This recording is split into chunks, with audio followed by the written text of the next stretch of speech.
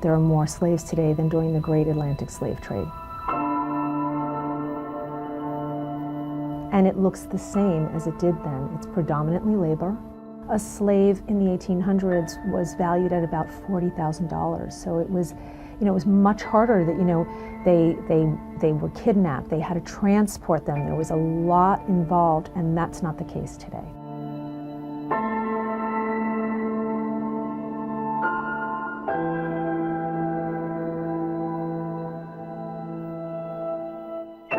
A lot of corporations are outsourcing the products, so they're staying within a standard, but then they're getting it from maybe a manufacturer or a facility that doesn't have to live up to the same standards.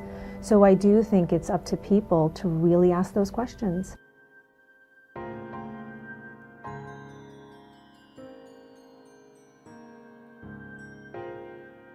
The more we learned and the more we began to understand how prevalent human slavery, modern slavery is, we felt that we really needed to do something, and we felt that fundraising was a really important aspect because slavery is an economic disease. The Durga community is a community of abolitionists, and so we're not going to eradicate slavery unless we create a movement of people who care, and that's the abolitionists.